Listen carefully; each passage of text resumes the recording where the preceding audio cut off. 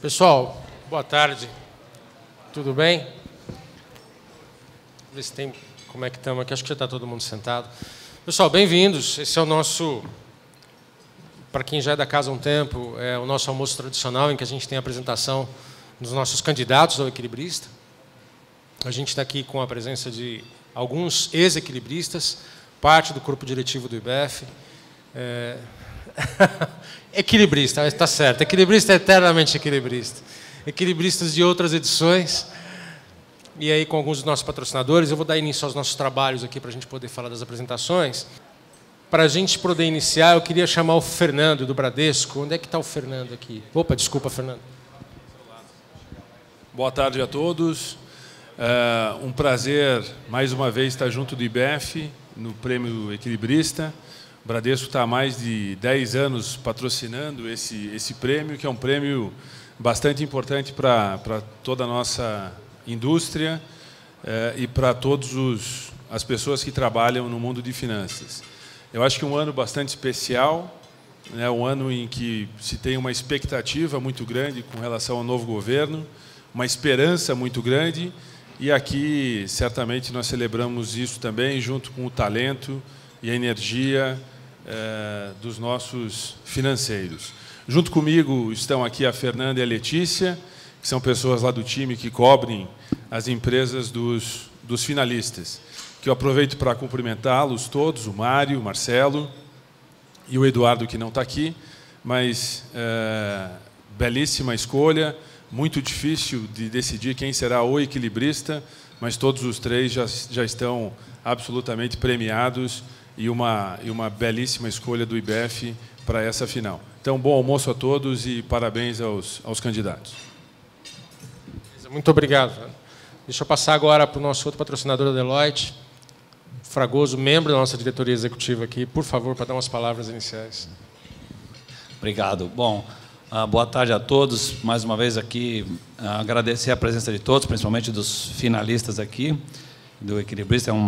Sem dúvida, uma consagração, uma honra para os atuais, ex, etc. Para nós, a Deloitte, a gente vem patrocinando esse prêmio já há alguns anos e estar junto com o IBEF, para nós também é um aspecto muito importante. Agradecer também a presença dos nossos sócios aqui que vieram prestigiar e boa sorte a todos aí, um bom almoço. Obrigado, Ronaldo. Obrigado a você, obrigado a Bradesco que falou aqui com a gente. A gente falou que não tem ex-equilibrista, então vou chamar equilibrista de outras edições aqui para dar uma palavra inicial. Professor, posso pedir para o senhor iniciar falando um pouquinho para a gente? Professor Kehler, se a informação está correta, equilibrista em 1985, pela Grossery, certo, professor? Certo. Fui o segundo. O primeiro foi o Getúlio, eu fui o segundo equilibrista. De bons tempos, já passou um bocado de anos aí. Mas, olha, é sempre uma emoção muito grande assistir o prêmio do equilibrista, porque é a própria entidade escolhendo um dos seus pares para ser elogiado pela comunidade toda, né? E agora, este ano, temos 3 candidatos importantes, a quem reverencio e saúdo, e que caberá aos associados do IBEF ter a difícil tarefa de escolher um deles. Mas, como já foi dito, todos estão premiados por participarem deste evento e desta eleição. E eu queria, então, cumprimentá-los e agradecer ao IBEF mais uma vez. Professor, obrigado. Chiriac, próximo. Chiriac também equilibrista no ano de 2006 pela Votorantim, pelo Grupo Industrial Votorantim, isso? Obrigado, Marco.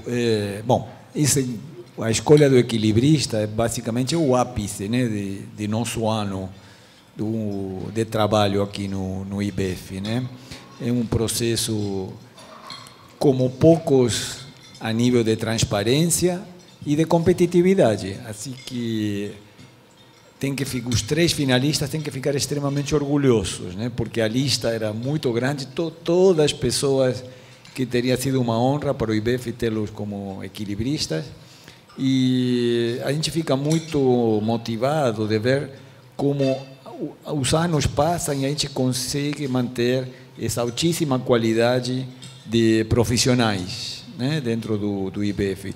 E acho que, sem dúvida, é o principal motivo para o aumento da nossa expectativa de vida, né? Que muitas instituições perdem a força, ou já não eram o que era antes, e o IBF, a gente com esforço, né? Porque passamos também por anos complicados para o país como um todo, mas a gente consegue, ano tras ano, trazer o nível de pessoas que a gente só fica orgulhoso. Então, a gente deseja aos três muita sorte e, do nosso ponto de vista, os três são os ganhadores, né? Obrigado, Chirac. Eu estou no meu segundo momento de equilibrista como presidente do IBF, da diretoria executiva do IBF, e eu comento sempre para os meus pares, para os meus colegas, que acho que provavelmente o momento mais interessante, especialmente acompanhar desde a origem o processo, né? A gente consulta o mercado, a gente fala com headhunters, nós falamos com as empresas de auditoria, nós falamos com bancos de investimento, a gente faz um sounding com os associados, pede para que todos indiquem os nomes. A partir daí, a gente faz um processo de avalia o ranking, faz o screening final, senta junto com o nosso conselho, diretoria executiva depois é envolvida.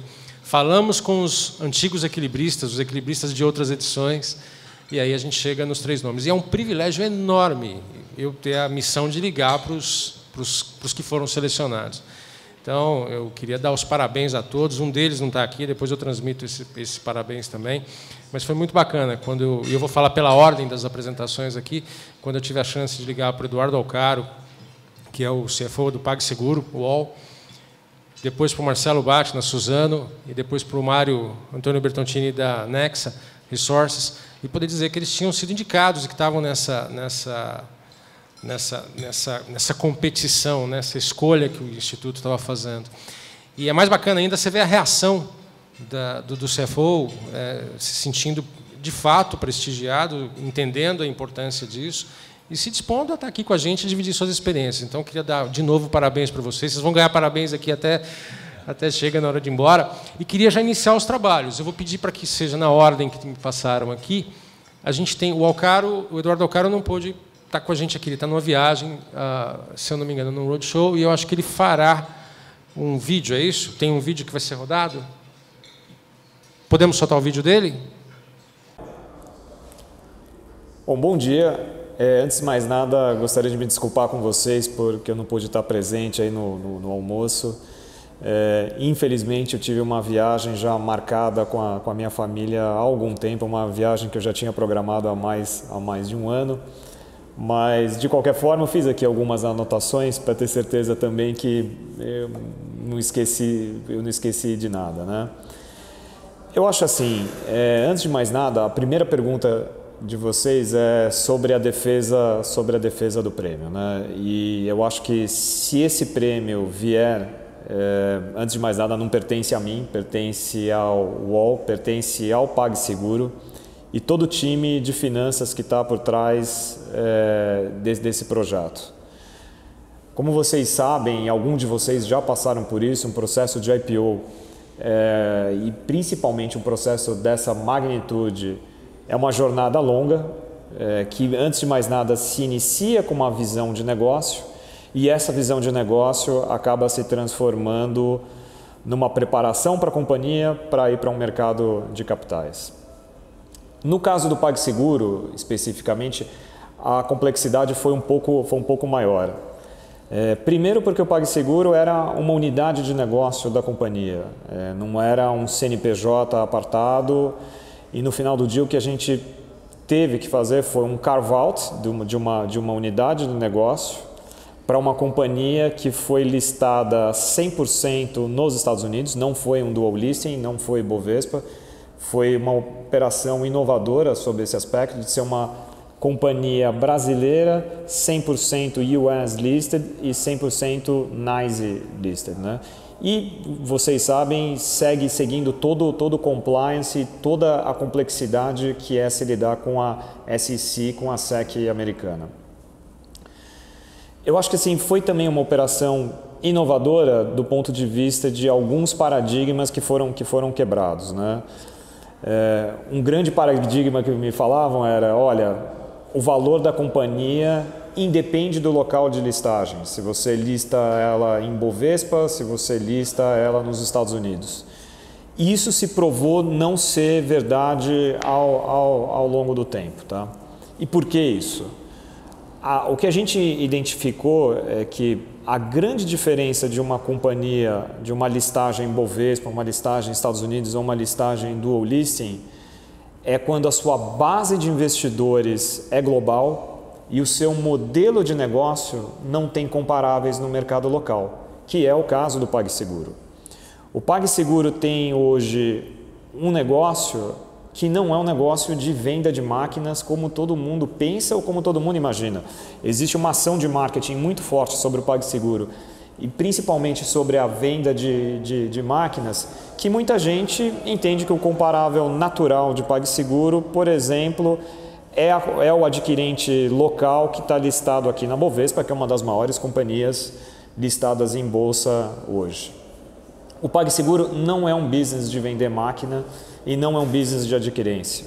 O PagSeguro, no final do dia, é um ecossistema digital e, a partir desse ecossistema digital e da conta digital, ela tem o objetivo de democratizar serviços financeiros no Brasil, num mercado que vocês sabem que é altamente concentrado e subpenetrado. É só você olhar a penetração que cartão de crédito e débito hoje tem no consumo da população brasileira, que está um pouco abaixo de 30%.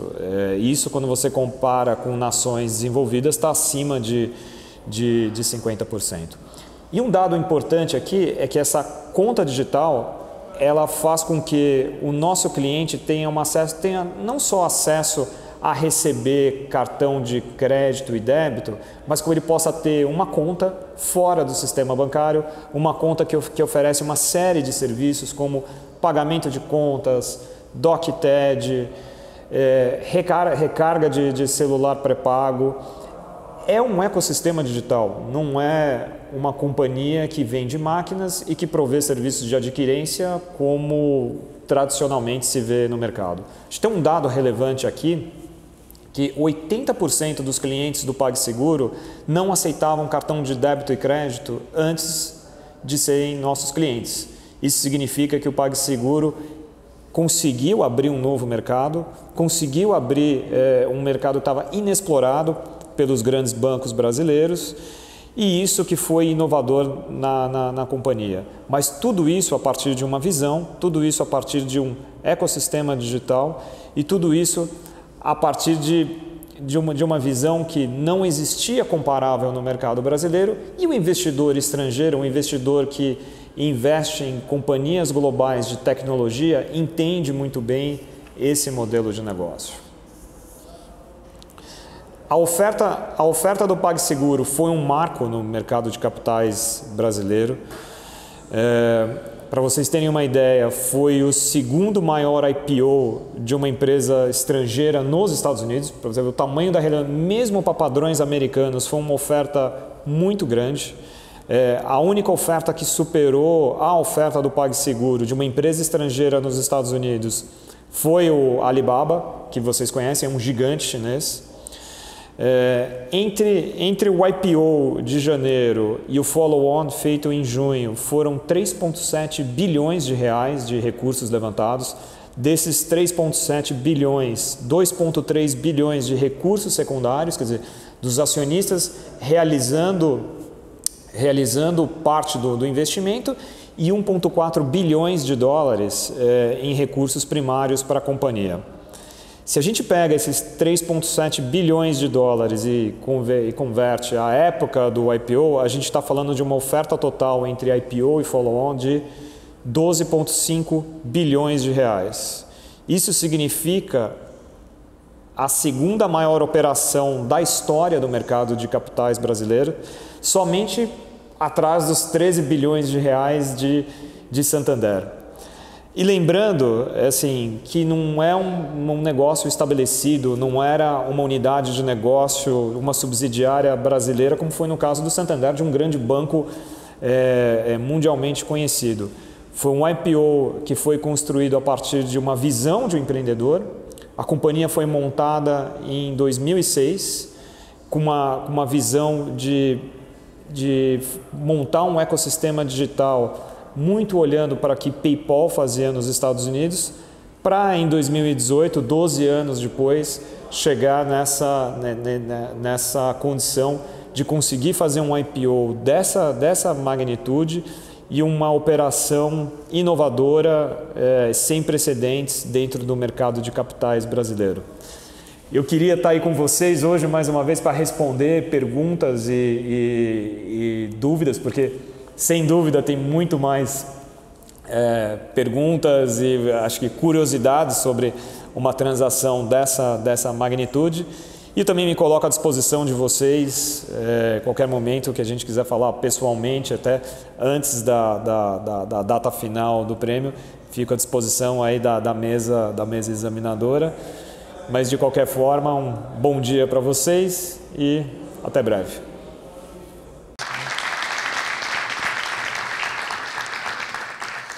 Sabe o que acontece, Walter? Eu aprendi quando eu era primeiro vice, que a função do primeiro vice da diretoria executiva é puxar a palma.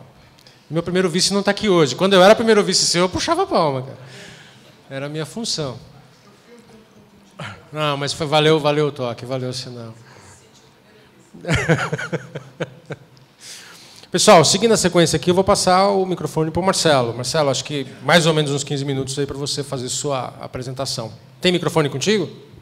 Marcelo Bach, CFO da Suzano. Boa tarde, pessoal. Bom, primeiro, queria agradecer aí aos responsáveis pelas indicações. É sempre uma honra estar aqui. Para mim é a terceira vez, mas não é nem um pouco menos emocionante do que a primeira, né? Eu vou falar um pouquinho do que está acontecendo esse ano, nos últimos 12 meses aí, com a Suzano, e que talvez seja o motivo pelo qual, né, essa sequência de eventos, o motivo pelo qual a Suzano merece estar representada aqui nesse prêmio, né? Nós estamos tendo um período de bastante trabalho, bastante agitado, que começou mais ou menos no final do ano passado com a decisão da Suzano de entrar na área de bens de consumo, e que nos levou a fazer uma aquisição de uma empresa de produção de tixo, né, de papéis sanitários, guardanapo, papel higiênico, essas coisas, que foi uma transação para esse setor bastante grande, que foi conduzida pela minha equipe, particularmente por mim, com os empreendedores lá em Belém, e que naquele momento foi uma vitória bem importante para a gente. Foi uma aquisição de mais ou menos uns 400 milhões de reais. E a gente achava que era uma transação maravilhosa, enorme, estávamos super felizes com ela. Aí, alguns meses depois, começaram as discussões aí de uma possível combinação de negócios entre a Suzano e a Fibria, que é uma transação que vem sendo discutida no mercado há muitos anos, é meio óbvio, né? São as duas maiores empresas do setor e todo mundo perguntava por que não se junta, e nunca houve acordo aí, sempre houve divergências entre os acionistas em relação ao valor relativo, que é normal, e em relação à governança, né? Como é que a empresa vai ser tocada depois. Então, essa conversa ia e voltava durante anos e anos, e a gente sempre achava que fazia sentido, mas nunca, no fundo, sempre nunca achava que ia acontecer, né? E no início desse ano houve uma percepção da nossa parte de que tinha havido uma mudança na visão do outro lado, né? A visão do outro lado, que era até aquele momento uma visão de juntar os negócios, passou a ser uma visão de querer reduzir a exposição a negócios com dessa natureza, né? com a natureza da Fibria. Então, os controladores da Fibria, que são Votorantim e BNDES, sinalizaram que tinham uma preferência por receber mais caixa e menos ações na transação.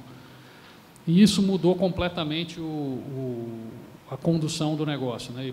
E trouxe para um outro desenho, uma outra realidade, onde a atuação da área financeira passou a ser fundamental. Então, nós desenhamos um negócio em que há valores de hoje, é um negócio que envolve ações e dinheiro, o valor em dinheiro é em torno de 30 bilhões de reais, e o valor em ações ao preço de hoje é 10 bilhões de reais, mais ou menos. Então, é um deal de 40 bi. que é, assim, de início, o maior M&A do Brasil envolvendo caixa. Então, já houve M&As maiores com troca de ações só, mas com caixa nunca houve desse tamanho. Então, tem uma certa complexidade de fazer um negócio de um volume que o mercado não está acostumado. Segunda, tinha que arrumar esses 30 bi aí, né? Então, e ninguém tem 30 bi no caixa, né? Então, esse foi o grande desafio, né? Quer dizer, chegar para o... Primeiro, assim, uma responsabilidade grande da função financeira, que é chegar para o acionista e dizer dá ou não dá, né? Porque o acionista pergunta, aí, dá para fazer ou não dá? E a responsabilidade é muito grande de você dizer que dá e também de dizer que não dá, né? E a gente achava que dava, né? Pelo momento que o setor está vivendo, pela geração de caixa que a gente tem, pela complementaridade que tem as empresas, e a gente saiu atrás de levantar esses recursos e levantamos com 4 bancos internacionais, 9,2 bilhões de dólares, que é o que era necessário na época, numa combinação de um empréstimo de longo prazo mais um bridge loan. E a garantia de ter esse dinheiro é que propiciou que a negociação fosse concluída. Porque quando você vai com uma proposta para alguém, eu vou te entregar tantas ações e mais 30 bi de reais, a primeira pergunta que o cara faz é me mostra os 30 bi, né? Então, você tem que ter uma carta dos financiadores dizendo, ó, garanto que eu vou emprestar esse dinheiro. Então, foi um processo muito interessante, porque foi feito em muito pouco tempo, né? Esses deals, eles ficam a vida inteira enrolados, uma hora quando desenrola ele tem que ir rápido, né? Porque não pode ficar muito tempo em aberto, gera muita especulação. Então, em um espaço aí de mais ou menos uns 45 dias, a gente negociou e fechou esse financiamento de 9,2 bilhões de dólares, que propiciou fechar a transação do outro lado. Isso foi em março, e anunciamos em março, e sempre quando você anuncia um M&A, a primeira coisa que você fica pensando é se a ação vai subir ou vai cair, né? Então, subiu pra caramba, que foi muito positivo para a gente. A ação nossa negociava lá perto de R$20, foi no primeiro dia foi para 25, depois foi para 30, chegou a 50, hoje está 38. Né? Por diversas razões, aí, principalmente por causa do dólar, né? Nós somos exportadores, quando o dólar foi lá para 4,20, a ação foi para R$50 e depois voltou um pouco. Mas, enfim, está o dobro, subiu 100% esse ano, né, contando esse deal. Então, foi um deal que gerou muito valor para o acionista. E, desde então, a gente tem trabalhado, assim, esse ano tem sido um ano muito atípico para mim e para a área financeira como um todo, porque a gente tem basicamente trabalhado nisso daí, né? E a empresa tem tido um ano maravilhoso no lado operacional, sendo que nem eu, nem o CEO estamos participando muito das coisas, né? Quer dizer que a gente brinca que talvez a gente estivesse atrapalhando um pouco, né? Mas a gente tem se concentrado muito na implementação do deal. E o que é a implementação do deal? 5 frentes de trabalho muito importantes que tiveram que ser tocadas em paralelo. A primeira era o lado societário, né? A gente tinha que obter, o negócio foi fechado entre os controladores e a gente tinha que obter aí as aprovações societárias, que envolvia as assembleias das duas empresas aprovarem o deal. Teve uma intercorrência, alguns minoritários reclamaram da estrutura, nós tivemos que ir à CVM, tivemos que ir lá defender a estrutura na CVM, a CVM julgou a estrutura legal e legítima, mas isso atrasou um pouco o processo, mas finalmente em setembro, 6 meses depois do anúncio, nós conseguimos fazer as assembleias e aprovar pelos acionistas das duas companhias o deal. Além disso, a gente tinha, como a Fibria é listada em São Paulo e Nova York, nós tínhamos que listar a Suzano em Nova York para poder entregar ADRs para os detentores de ADR da Fibria. Então, nós iniciamos todo o processo de preparação da companhia para se listar em Nova York, que é basicamente compliance com SOX e tudo o que vem junto, né? E nós, finalmente, em agosto, nós obtivemos aí a declaração de efetividade do registro na SEC, que nos permitiu também seguir com os outros movimentos societários necessários. Então, essa frente foi uma frente que deu muito trabalho, mas basicamente se concluiu lá em setembro.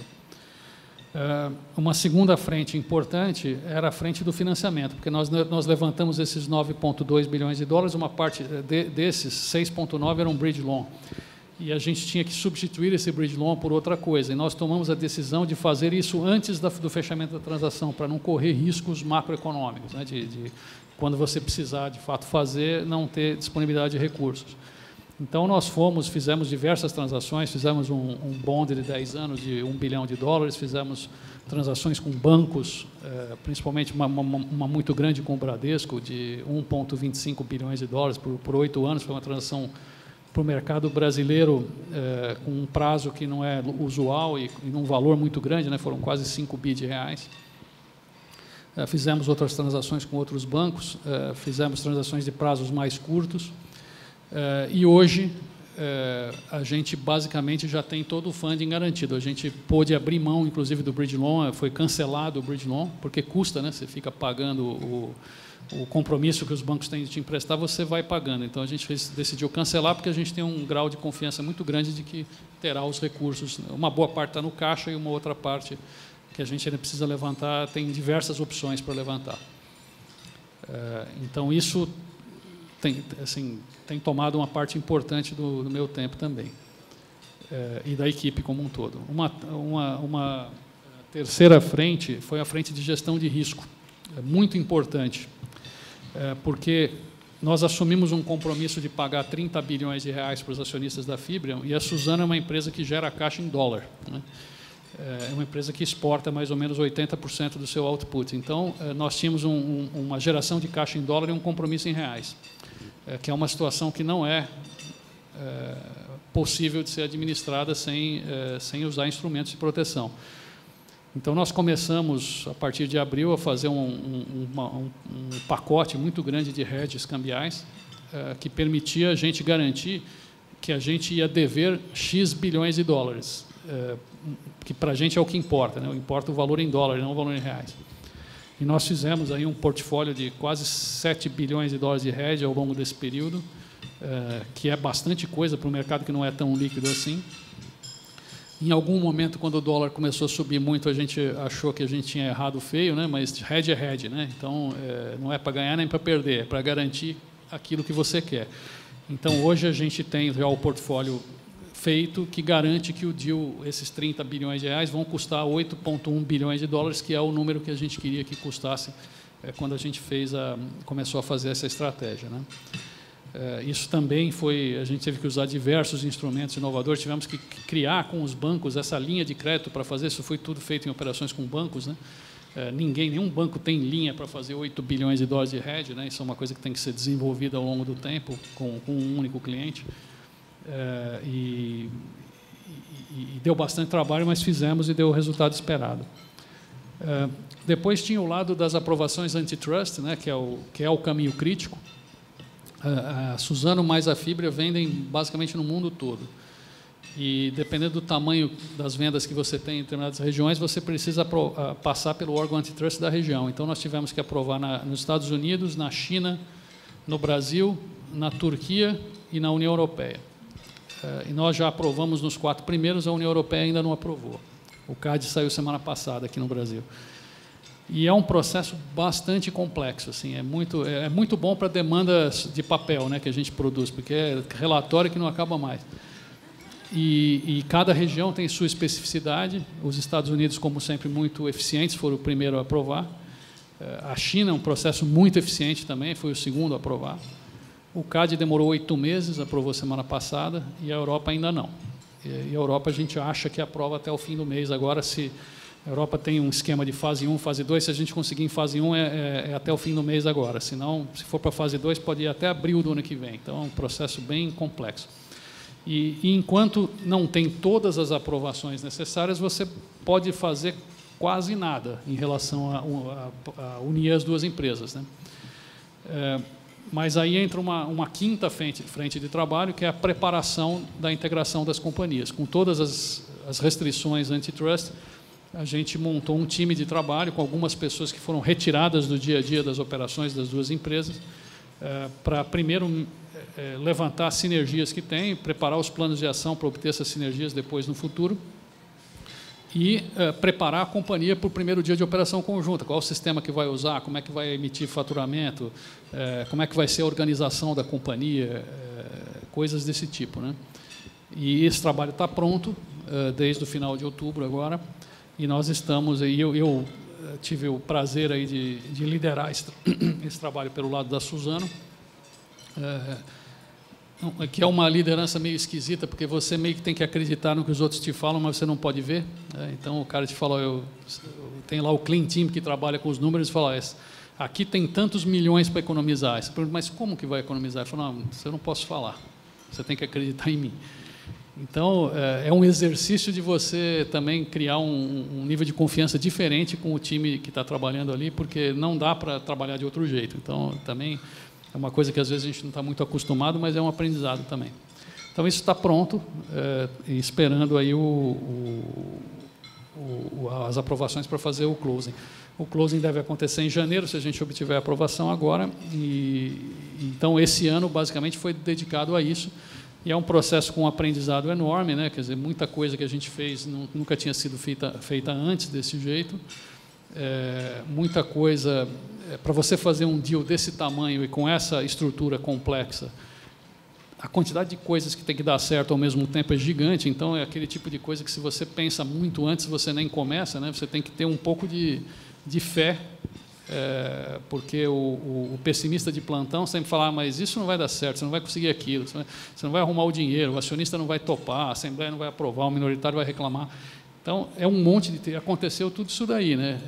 Só que a gente teve, acho que a competência nos dois lados, né, que negociaram, né, obviamente, no lado da Suzano e no lado da Fibre, e teve a serenidade e a resiliência para ir vencendo cada um desses pontos, para botar de pé um deal com essa complexidade, com esse tamanho. Então, esse é um motivo de orgulho muito grande para todos nós que participamos. Durante toda a fase de negociação, a negociação foi feita, ela não pode envolver muita gente, né, por desenho, porque senão vaza. No lado da Suzano eram só 3 pessoas, e eu era uma dessas pessoas, então é uma responsabilidade muito grande também você fazer um monte de coisa sem poder contar com a ajuda da sua equipe, né? E depois eles que se virem para implementar, né? Fala, negociei, agora vocês fazem, né? Mas eu tinha muita confiança de que a equipe era capaz de fazer isso depois. Mas é também um aprendizado, você fazer as coisas sem o nível de suporte que normalmente a gente tem, né? Então, estou muito satisfeito de ter passado por tudo isso, não vejo a hora de concluir esse negócio. E eu acho que, entre outras coisas, essa jornada que a gente está vivendo propiciou a Suzano estar representada aqui mais uma vez. Então, eu agradeço aí a atenção de vocês, muito obrigado, e é um prazer estar aqui de novo.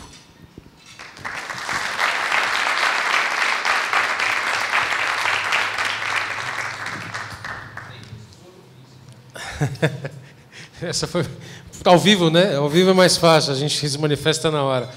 Pessoal, alguma pergunta agora? A gente vai ter reservado ao final também um tempo para considerações, mas alguém quer fazer alguma pergunta, algum comentário no momento? Deixar ao final, né? Então, eu vou pedir, obrigado, Marcelo, mais uma vez, aí, parabéns, e pedir para o Mário Antônio Bertoncini, da Nexa Resources, falar para a gente. Por favor. Ótimo. Boa tarde. Alô? Boa tarde a todos. Antes de mais nada, gostaria de agradecê-los. Vocês já me deram um prêmio, que é estar aqui hoje com vocês, poder dizer, competindo com pessoas do calibre do Marcelo, com pessoas do calibre do Eduardo. Para mim é uma enorme honra. É realmente sincero isso. Muito obrigado por esse primeiro prêmio que vocês já me deram, que é poder estar aqui entre os 3 escolhidos com pessoas desse calibre, com profissionais que eu sempre admirei. Tá? Eu vou me permitir, gostaria também, obviamente, agradecer a cada um de vocês que estão aqui, a todo o corpo diretivo do IBEF, na pessoa do Marco e todos os demais, a todos os equilibristas que vieram aqui nos prestigiar e a todos os membros. Muito obrigado. Agradeço, obviamente, em meu nome, em nome da Nexa. Tem uma equipe grande lá fazendo isso acontecer. Meu muito obrigado em nome de todos a isso. Eu gostaria de, muito breves, pouquíssimos minutos, dar um pouco do meu histórico profissional até os últimos um ano e pouquinho, e aí focar um pouco mais nesse ano que me permitiu estar aqui com vocês. Tá certo? Eu sou formado em administração de empresas aqui pela Getúlio Vargas, e depois, estando no BBA, no Banco BBA, eu tive a oportunidade, através do banco, de fazer um MBA em Wharton, na Universidade da Pensilvânia, né? E sou de uma geração, que é aquela geração que, depois da reforma da Constituição de 88, abriu a possibilidade dos bancos múltiplos no Brasil, né? O sistema bancário no Brasil ele era um sistema mais engessado. A partir de 88 vieram vários bancos múltiplos na esteira da nova Constituição. Eu estava em vias de me formei em 90 na graduação, e ali em 89 eu ingressei no BBA. Foram 22 anos em banco, desde então. Dá para fazer muita coisa em 22 anos em banco. Foi um período daquela geração de profissionais, como vários de nós, independentemente de estar no setor bancário, no setor corporativo, é aquela geração que se acostumou a lidar com o risco, com a instabilidade, com enorme volatilidade no Brasil, né, Leonardo? E também com gestão de riscos. Provavelmente uma geração que conheceu a tourada antes da teoria, né? Primeiro pulou na arena para depois entender qual era a teoria da tourada, né? Então, em virtude disso, fui analista de crédito do banco por algum tempo, fui analista de investimentos em carteira de ações, fui trader em mesa de moedas e dos antigos Brady's, dos títulos brasileiros, dos Brady's. Depois disso, fui muito tempo em área comercial, atuando em área comercial, quer seja como um gerente de contas, quer seja como diretor de área de large corporate, atendendo grandes empresas.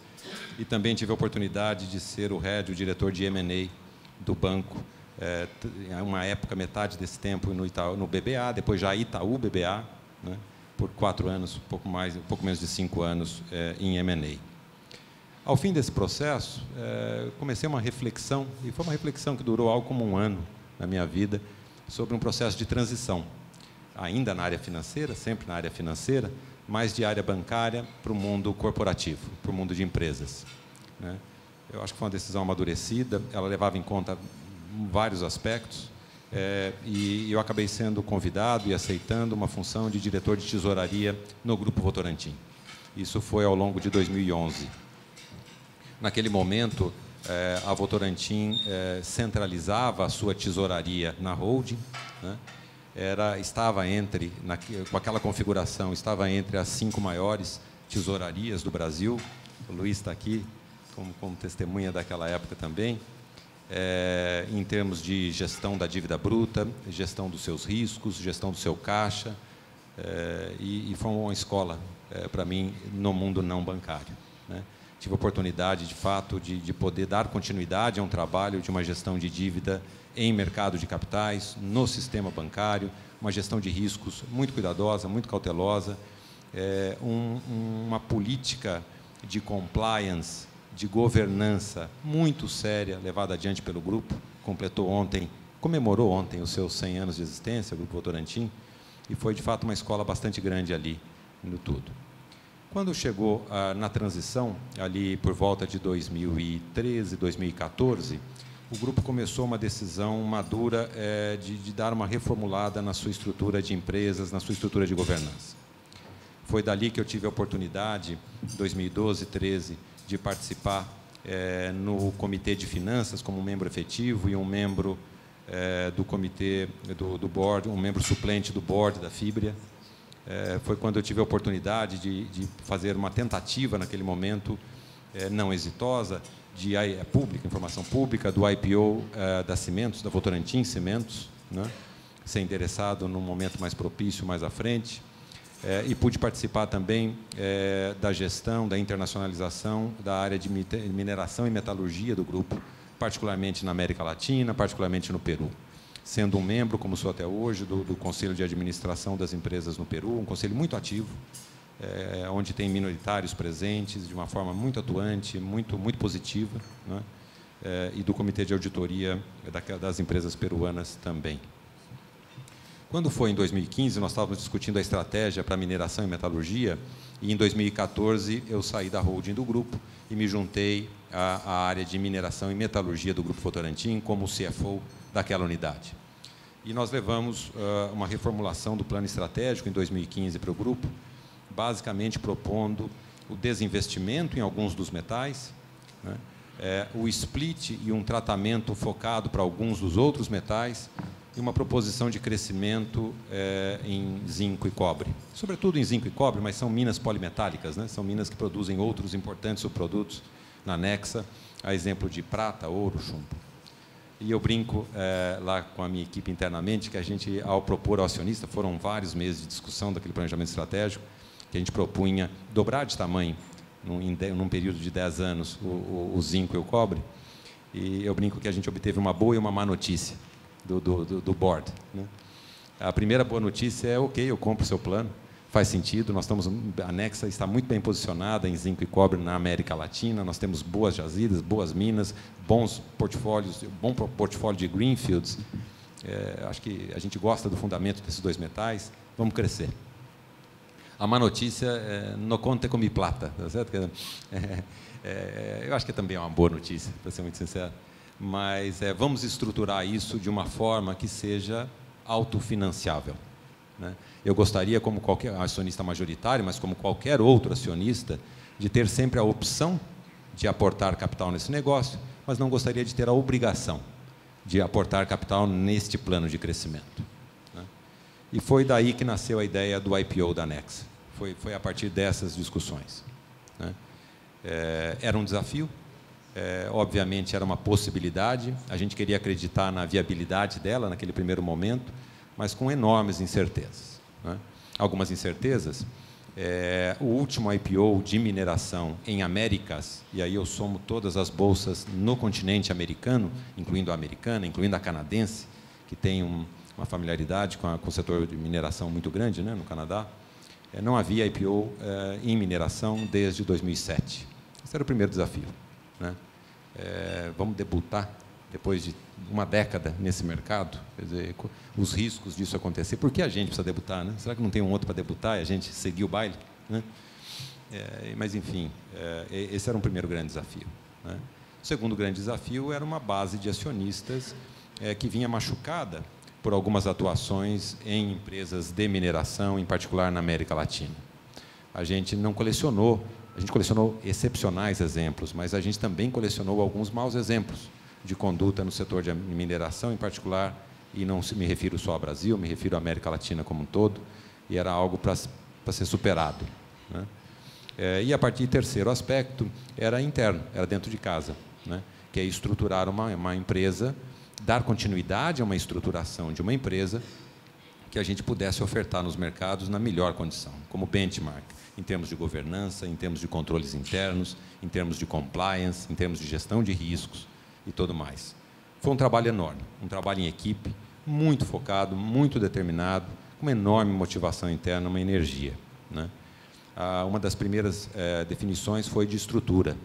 A gente desenvolveu uma governança na Nexa que a gente tinha a pretensão de ser benchmark, né? Era mais ou menos, quando a gente se perguntava lá dentro onde a gente quer chegar, eu falava, é muito fácil onde a gente quer chegar para tudo. Isso eu me refiro à governança, a controles internos, à contabilidade, ao RI, né? Quando você chegar num grupo de entendidos, como vocês aqui, né, e perguntasse para algumas pessoas especialistas em compliance, vem cá, me dá um nome na América Latina, no Brasil, de 2 ou 3 empresas para eu pesquisar que estão fazendo um bom trabalho em compliance. Alguém que eu não sou conhecido, eu não sou conhecedor de compliance, eu estou aprendendo agora, eu queria pegar 2 ou 3 empresas para fazer um estudo de caso, né? O nosso objetivo, aquele entendido que foi perguntado, deveria citar o nome da Nexa. Esse é o nosso objetivo um dia, chegar nesse aspecto. RI é a mesma coisa, né? Em várias iniciativas a mesma coisa. E a gente montou uma governança. É um conselho hoje composto por 9 membros.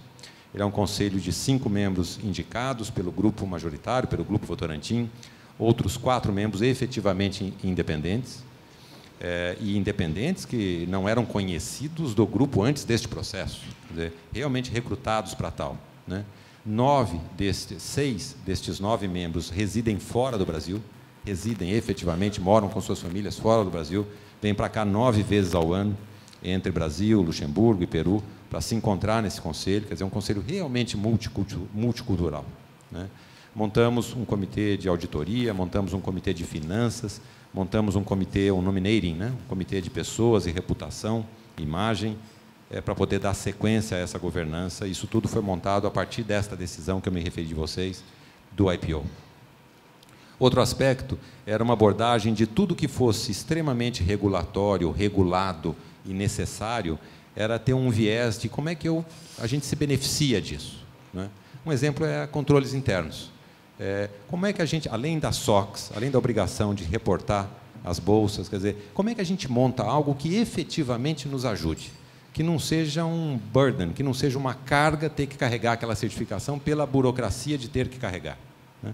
E aí você começa a entender, traz especialistas, discute com muita gente, como é que a gente monta um set de controles internos que efetivamente ajude a gestão, que aponte sinais amarelos, sinais vermelhos, quando estiver para acontecer algum choque com o muro, que nos ajude na gestão. E assim foi montado, né? Compliance idem.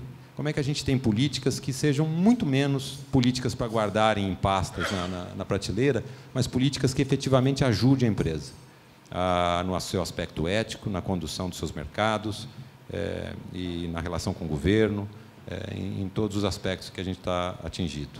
Isso, eu acho que foi de enorme valia, um enorme aprendizado nesses últimos poucos anos e alguns meses, desde a realização do IPO. O IPO foi realizado em outubro.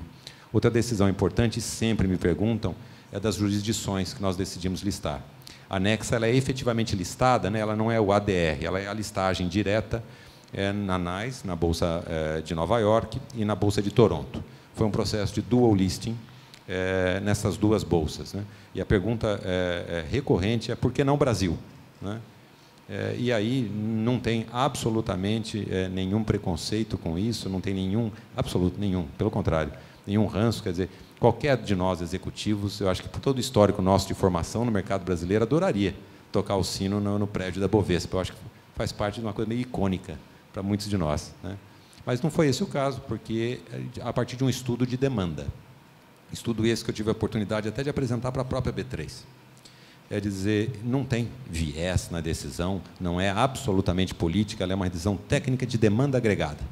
Vamos compilar investidores que estariam interessados na potencial aquisição da ação da Nexa, onde eles estão e que jurisdições eles prefeririam, né?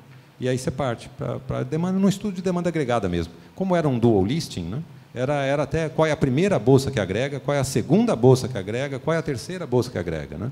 E a conclusão que nós chegamos era que o mercado brasileiro, naquele momento, e a gente luta para que isso mude, e trabalha e participa das iniciativas para que isso mude, era ainda pouco conhecedor do setor de mineração. A gente tem um ícone no Brasil, que é a Vale, na mineração, mas depois, em mercado de capitais, e em particular no mercado de equities, ele é um setor bem menos conhecido depois de Vale.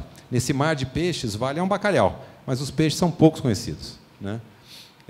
E em termos de demanda agregada, o brasileiro, em particular os investidores institucionais que estavam dispostos e compram ações da Nexa, declararam preferir a bolsa mais líquida. Claro, eu não sei. Se eu vou pôr meu dinheiro na B3, na Nova York, em Toronto, para mim é o de menos. Se eu gostar do seu case, eu vou na bolsa mais líquida. E a bolsa mais líquida hoje, como já era estimado, é a Nova York. Ela concentra mais de 90% da liquidez diária do Canadá, em detrimento da Bolsa de Toronto. Quer dizer, Nova York concentra 90% dessa liquidez diária. E a gente acabou tomando essa decisão. Eu acho que, nesse aspecto,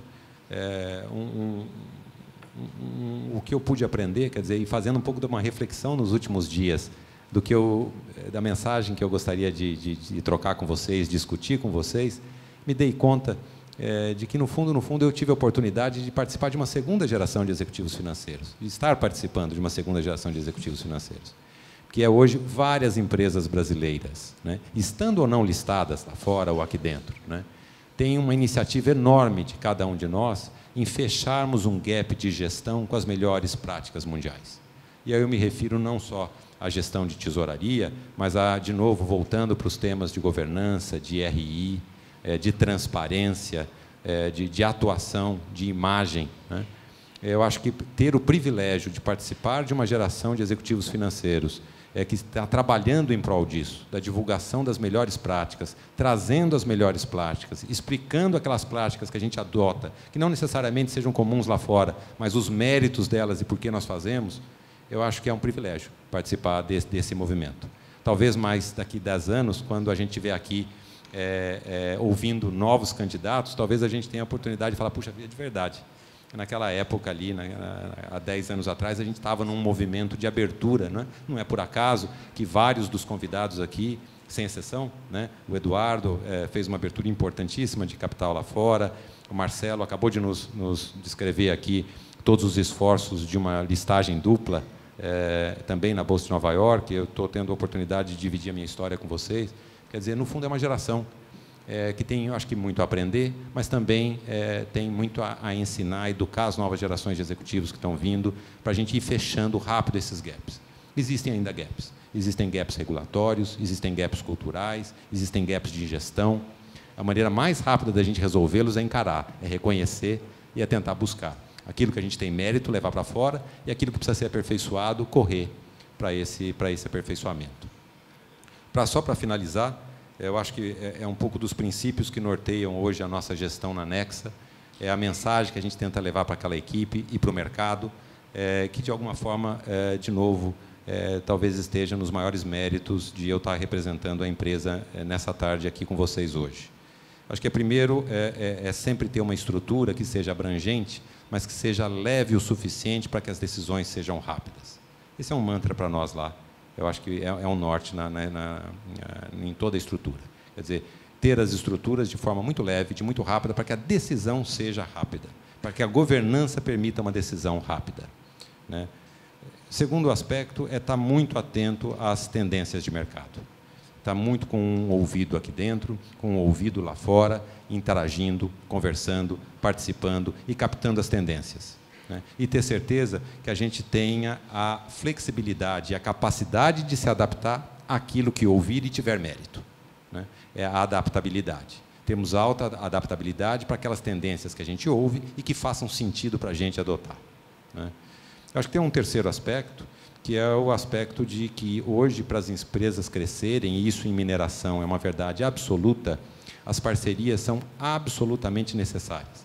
Elas são muito mais do que relevantes, importantes, ou ter como opção. Elas são necessárias.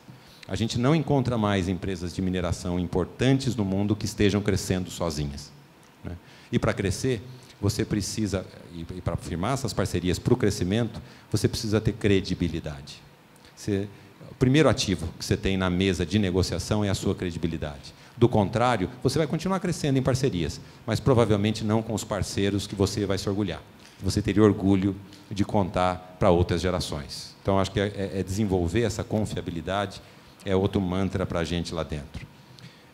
O último aspecto em networking é ter a referência e ter a Nexa como referência das melhores práticas. Quer dizer, de novo, ter a pretensão de que, à medida em que a gente avance, à medida em que o nome da empresa é conhecido, à medida em que a gente possa divulgar a nossa mensagem, que, genuinamente, pessoas escolham a Nexa, a sua equipe, aquilo que estão fazendo, pela seriedade do propósito, como exemplo a ser seguido para isso. É bastante pretensioso, mas essa pretensão, de uma forma muito humilde, de uma forma muito pé no chão, é a energia que nos move lá dentro, tá? Muito obrigado novamente. Obrigado, Marcelo, por dividir a mesa contigo. É uma honra para mim, sincero, tá? E muito obrigado a cada um de vocês por estarem aqui.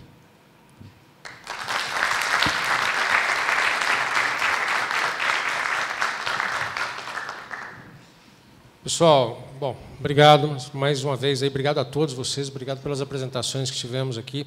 Vamos iniciar agora uma rodada de perguntas, contribuições, comentários. Shiraki, quer começar? A primeira resposta para o Fernando, né, que ele me perguntou aqui no ouvido se dava para ganhar os 3, né? A resposta é não.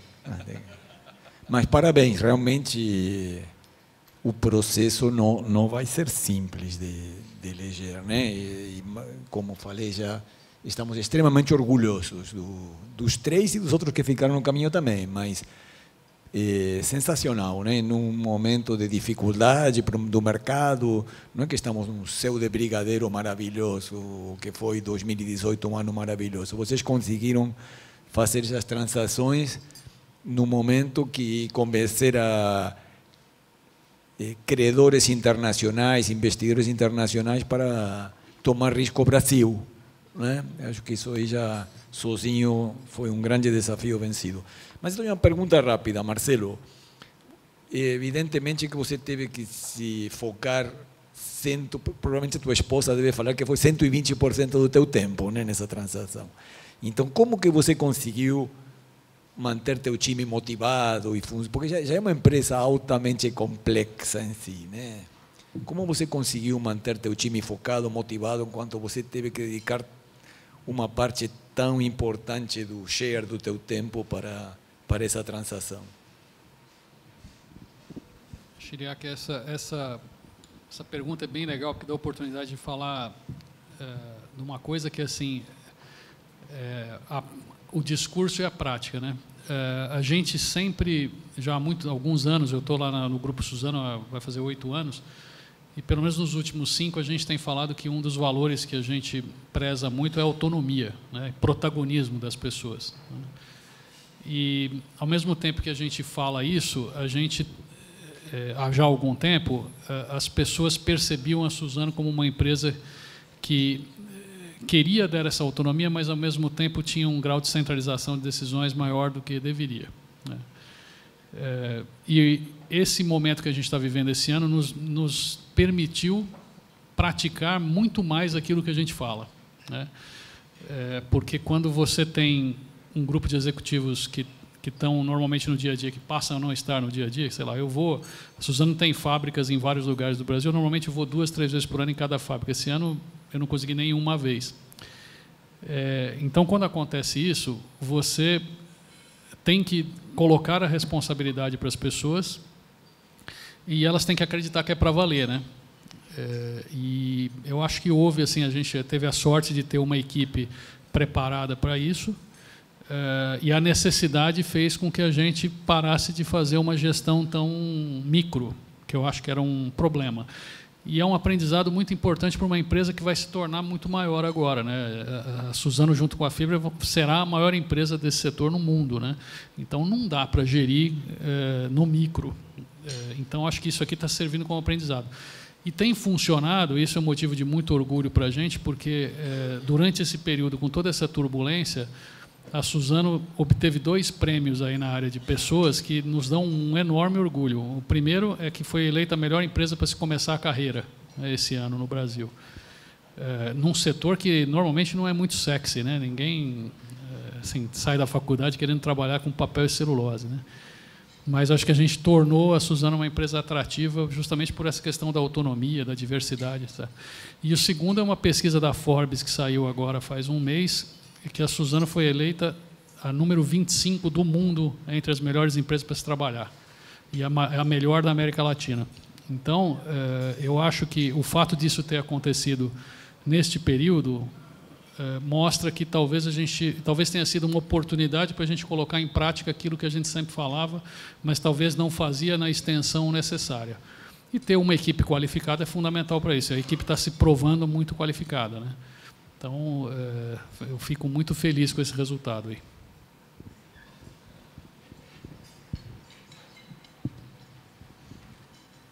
Pessoal, alguém mais? Algum comentário, alguma pergunta? José Cláudio, tem o microfone contigo, por favor.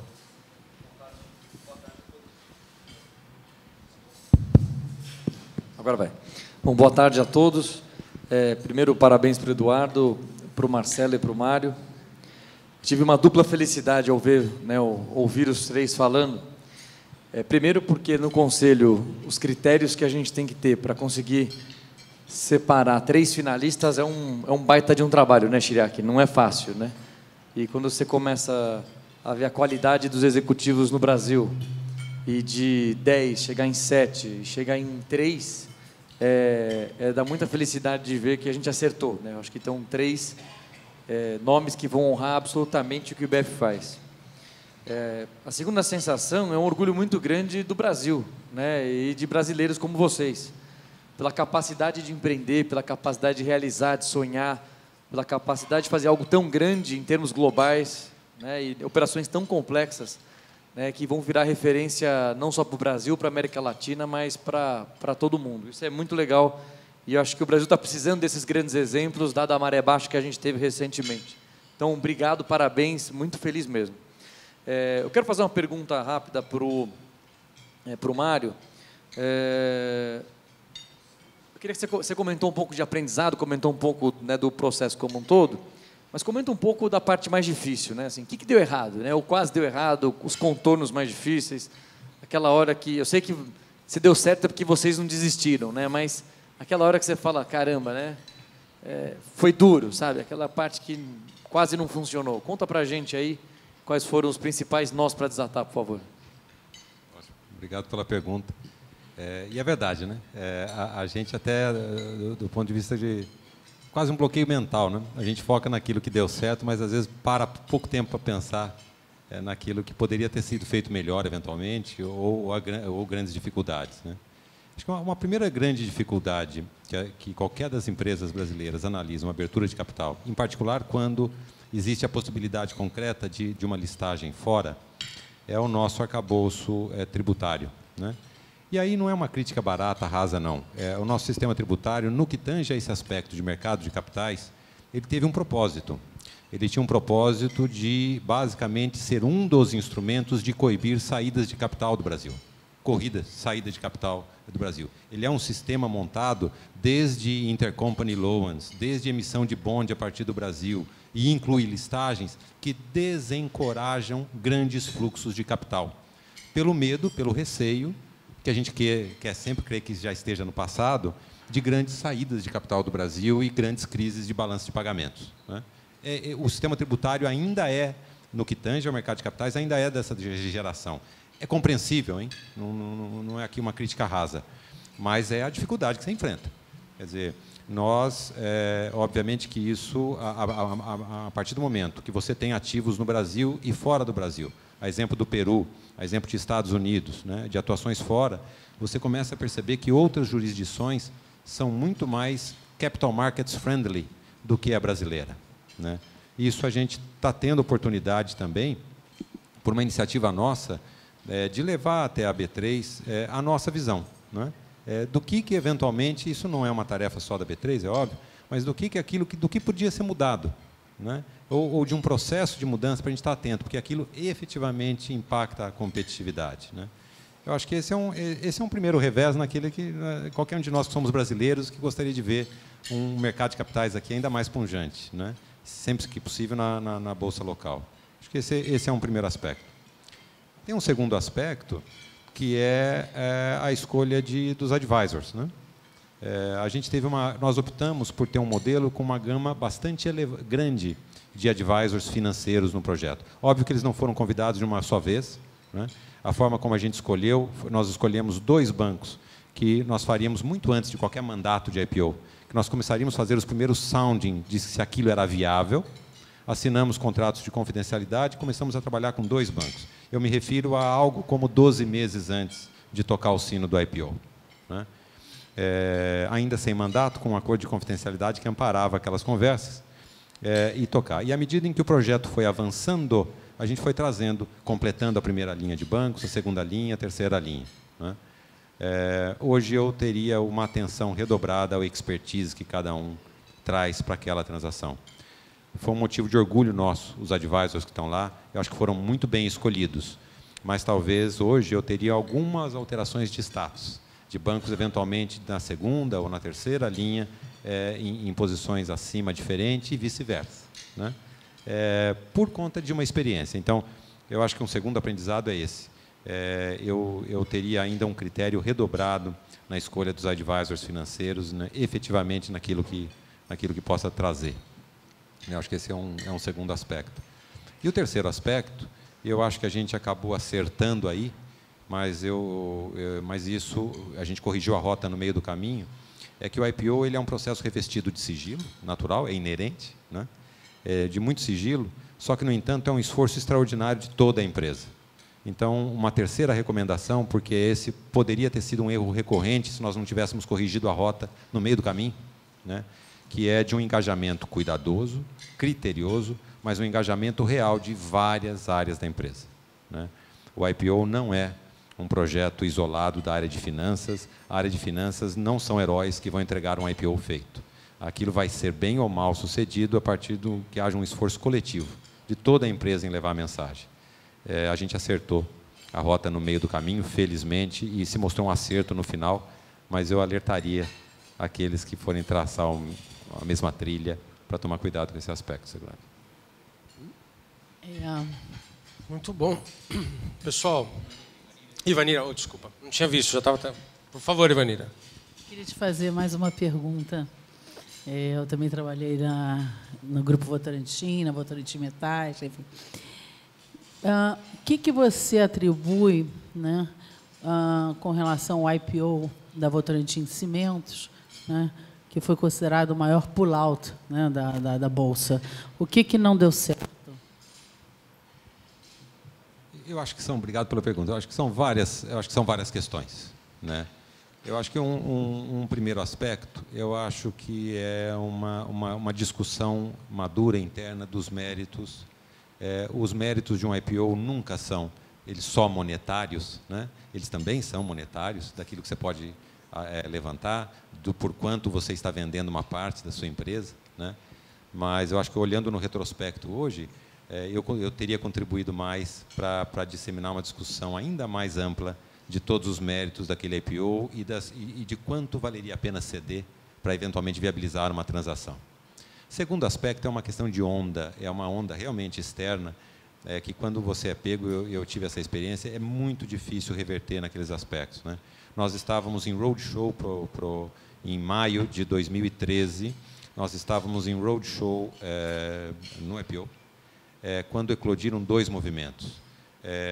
Se vocês lembrarem, ou para aqueles que não se lembrarem, a gente no Google vai lá, maio de 13 foi o recrudescimento da crise grega, onde efetivamente, pela primeira vez, autoridades gregas começaram a dizer publicamente, por autoridades gregas, não era para o mercado, sobre a possibilidade de defaultar os títulos. Aquilo foi um pushback fortíssimo. E, ato contínuo, na segunda metade de maio, começaram aqueles movimentos das passeatas, que começou por São Paulo, mas por todo o Brasil, aquelas passeatas no governo Dilma, se vocês vão se recordar. Esses dois movimentos, Grécia e Brasil, representaram um pushback que, naquele momento, não foi viável reverter a um custo que fosse aceitável, né?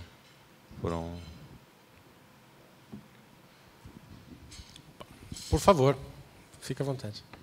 Bom, antes de mais nada, Marcelo, Mário, parabéns pela sua trajetória, a trajetória de vocês. Vocês representam aí aliás, junto com o Eduardo, 3 setores relevantes da nossa economia, né? Suponha que o nosso novo presidente estivesse aqui na sala e vocês fossem empoderados aí como o nosso novo superministro aí da economia. Quais seriam as suas 3 principais requests, né, e recomendações que vocês fariam para o novo presidente? Essa pergunta seria para os dois. De modo a desenvolvimento da nossa economia, né, com o objetivo de desenvolvimento da nossa economia, com essa ótica. Obrigado pela pergunta. Eu vou começar para o Mário terminar a sobremesa dele. Antes de responder a pergunta, eu queria falar uma coisa que me ocorreu agora.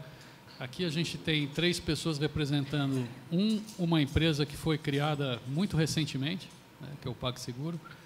O Mário representando uma empresa nova de um grupo centenário, e a Suzana é uma empresa que tem 94 anos. Então, a gente vê aí que as várias facetas do Brasil, né?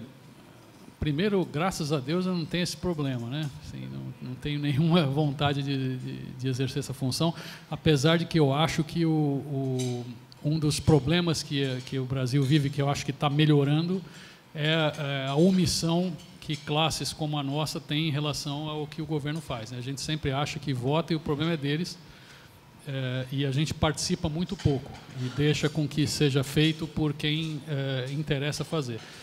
Já houve uma evolução muito grande, acho que nas últimas eleições, acho que o empresariado e outras classes se colocaram muito mais, os movimentos de rua, etc., mas o nível de cidadania nosso ainda é muito pequeno. Eu acho que 3 coisas que me saltam aos olhos é o seguinte: primeiro, é muito óbvio, assim, o Brasil não tem outro caminho senão fazer uma reforma da Previdência decente. Isso aí é o que vai propiciar a solvência do Estado brasileiro a médio prazo, né? Então, tem que fazer, essa para mim é a prioridade número 1. A prioridade número 2 que eu colocaria é a desregulamentação de várias coisas. Eu acho que essa ideia, por exemplo, de juntar o Ministério da Indústria e Comércio dentro do Ministério junto com a Fazenda, dentro da economia, é excelente, porque o empresariado brasileiro, representado assim iconicamente pela Fiesp, se acostumou a ficar pedindo favor para o Estado, né? Então, eu quero uma isenção disso, eu quero um financiamento do BNDES para fazer aquilo, eu quero o benefício fiscal tal. E isso daí não funciona, né? O Brasil tem que se livrar disso, tem que acabar com as isenções, o BNDES tem que deixar de ser necessário, né? O mercado de capitais tem que cumprir esse papel, o Estado tem que sair de coisa que não deve, né? Quer dizer, a gente tem o mercado de capitais, como o Mário falou, uma das coisas, nesse momento a Suzano está fazendo um lançamento de um bond no exterior, né, de 30 anos, agora. Se você for fazer um lançamento de um papel no Brasil, você apresenta um prospecto, a CVM demora um mês para comentar, daí ela volta, faz 200 perguntas, você tem que responder. Quando está tudo pronto, o mercado já não tem mais. Um bond você faz num dia, a gente resolveu hoje de manhã fazer, está fazendo já. Então, é totalmente desregulamentado e a regulamentação não ajuda nada. Então, o Estado acha que tem que tutelar o investidor, né? Tem que olhar, porque, afinal de contas, a empresa grande vai enganar o investidor pequeno, coitadinho e tal, e na prática o que acontece é que os negócios não saem, né? Então, acho que a desregulamentação de várias coisas, mercado de capitais inclusive, é fundamental para o nosso país. E a terceira, acho que o que eu pensaria não é uma ideia nova, mas é manter a todo custo essa história do tripé macroeconômico, né? A independência do Banco Central, o câmbio livre, a política de metas de inflação. Eu acho que é fundamental que a gente preserve esses pilares que quem começou a trabalhar antes de 94, como nós, né? Acabei de descobrir aqui que a gente se formou no mesmo ano, na mesma faculdade. Também comecei a trabalhar mais ou menos nessa época. Quem viveu na época da inflação sabe o mal que faz. Então, de 94 para cá, a gente tem que preservar aquilo que foi construído nesses anos e que não pode ser colocado em jogo, né? O Marcelo já disse muito, mas se eu pudesse acrescentar isso, primeiro repetir uma ideia dele. Quer dizer, eu acho que temos que abrir um debate maduro com a sociedade, né? O desequilíbrio fiscal chegou a tal ponto que agora é risco de solvência, gente. Eu acho que não tem problema abrir o debate com a sociedade. É explicar do que nós estamos falando. Não se trata mais de escolhas, somente de escolhas políticas. Acabou. Acabou o dinheiro, acabou o espaço.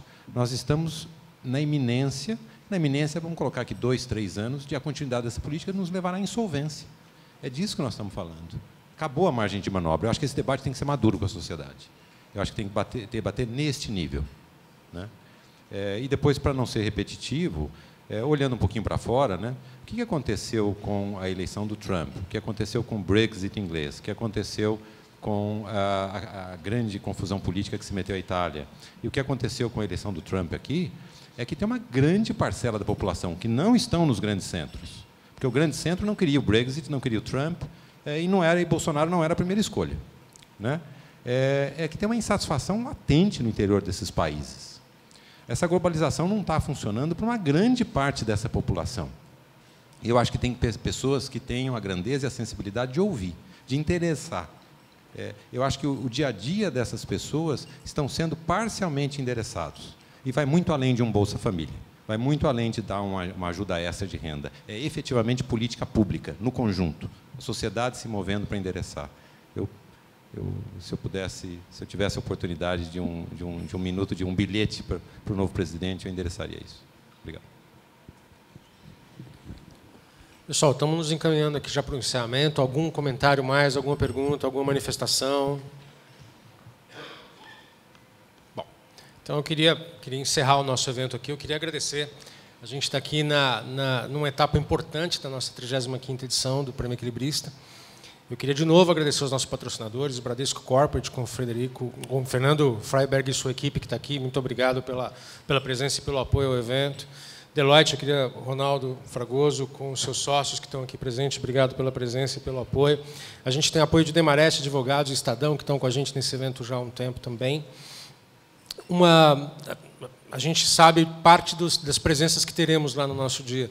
A gente também tem o prêmio Destaque que a gente dá. Normalmente, a gente seleciona um grupo de pessoas que se destacaram ao longo do ano e contribuíram de alguma forma para a economia, fizeram algo diferente que a gente acha que vale a pena reconhecer nesse evento. A gente já tem a confirmação do Luiz Carlos Trabuco, como um dos destaques nossos. Eu tenho a confirmação de Débora Vieitas, que é a CEO da Anshan, que vai com a gente. E tem outras 2 pessoas que estão em fase final de confirmação, de mesmo calibre que late que esse. Então, eu espero que a gente vai ter uma noite muito encantadora, como foi a do ano passado, como foi bacana, como foi divertida.